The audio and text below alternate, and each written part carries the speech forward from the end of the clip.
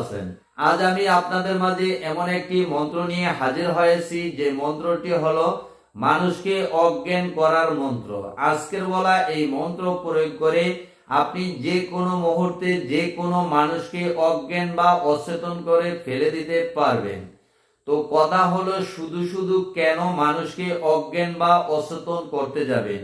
নিশ্চয়ই আপনার উদ্দেশ্য থাকা দরকার। আপনি উদ্দেশ্য বিহিত কখনো কোনো মানুষকে অচেতন করতে যাবেন না। আজকাল মানুষকে অচেতন করে পকেট মারার জন্য, ছিনতাই করার জন্য।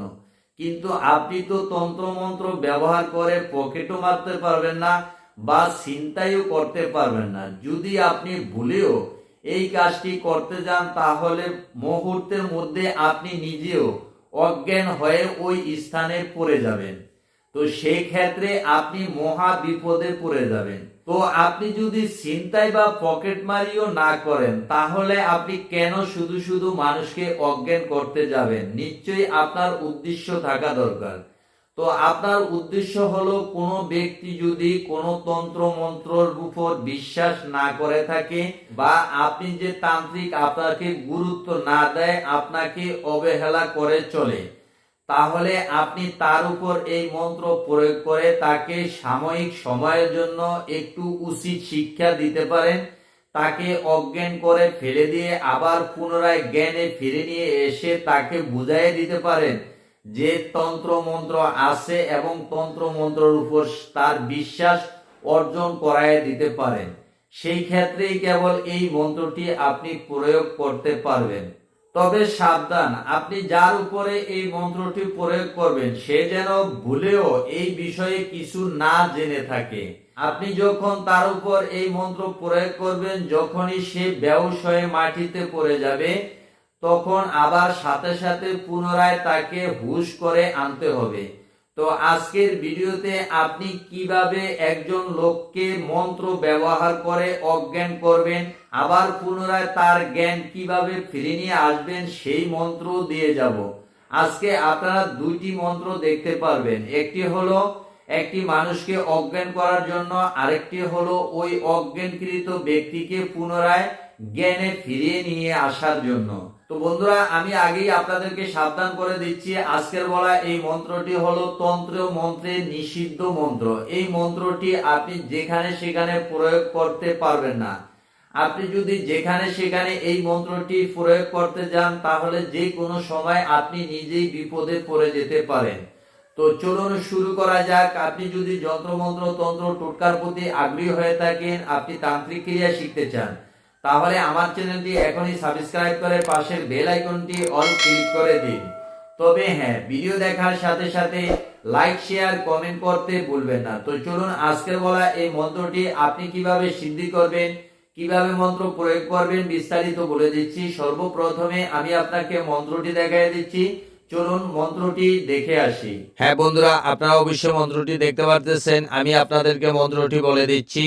মন্ত্রটি হলো রাম রাজা সীতা রাজা আর রাজা মহাকালী দক্ত রাজা অমুকের হুশ বেহুশ করে এই মন্ত্র লাগিয়া দোহাই দক্ত রাজার দোহাই নরকে নরকে নরক রাজা মানি তোমারে দেব শক্তি আমারে অমুকের হুশ বেহুশ করে এই মন্ত্র লাগিয়া দোহাই ওস্তাদের। তো মন্ত্রের ভিতরে যেখানে যেখানে অমুক লেখা আছে উক্ত স্থানে আপনি যাকে বেহুশ করবেন বা অজ্ঞান করবেন তার নাম উচ্চারণ করতে হবে। তো চলুন এই মন্ত্রটি আপনি কিভাবে সিদ্ধি করবেন, কিভাবে মন্ত্র প্রয়োগ করবেন বিস্তারিত বলে দিচ্ছি। ভিডিওটি না টেনে অনুগ্রহ করে শেষ পর্যন্ত দেখতে থাকুন। হ্যাঁ বন্ধুরা, আপনারা অবশ্যই মন্ত্রটি দেখেছিলেন। মন্ত্রটি সিদ্ধি করতে হলে আপনাকে যে কাজটি করতে হবে, সর্বপ্রথমে এই মন্ত্রটি আপনাকে ভালোভাবে মুখস্থ করে নিতে হবে। তো যখনই আপনার মন্ত্রটি মুখস্থ হয়ে যাবে এবার আপনার সিদ্ধির পালা। আপনি কিভাবে সিদ্ধি করবেন? তো আপনাকে সিদ্ধি করতে হলে যে কাজটি করতে হবে, কোনো অমাবস্যা বা পূর্ণিমা রাত্রিতে একাগ্রতার সাথে একাগ্রে লবণ ধূপ আগরবাতি জ্বালিয়ে আপনার শরীরকে পারফেক্ট ভাবে বন্ধ করে, আপনার আসনকে পারফেক্ট ভাবে বন্ধ করে উত্তরমুখী হয়ে বসে আজকের বলা এই মন্ত্রটি 333 বার জপ করলে আপনার মন্ত্রটি সিদ্ধি হয়ে যাবে। তো যখনই আপনার মন্ত্রটি সিদ্ধি হয়ে যাবে এবার আপনার প্রয়োগের পালা। আপনি কিভাবে প্রয়োগ করবেন? তো আপনাকে প্রয়োগ করতে হলে যে কাজটি করতে হবে, কোনো ব্যক্তিকে যদি আপনি অজ্ঞান বা অচেতন করতে চান তাহলে আপনার কাঙ্ক্ষিত ব্যক্তির ছায়ার উপরে দাঁড়িয়ে আজকের বলা এই মন্ত্রটি একটানা 3বার পরে আপনার হাতে 3টি তুড়ি দিতে হবে।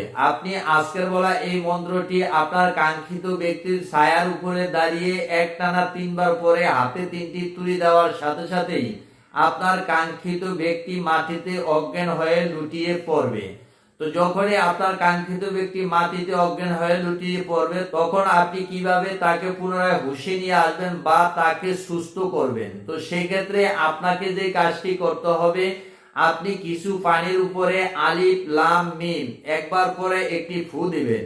এইভাবে 3বার আলিফ লাম মিম পরে 3বারে 3টি ফু দিয়ে ওই পানিগুলো আপনার কাঙ্ক্ষিত ব্যক্তির নাকে মুখে ছিটিয়ে দিলেই আপনার কাঙ্ক্ষিত ব্যক্তি পুনরায় সুস্থ হয়ে যাবে। তো আশা করছি বুঝতে পারছেন।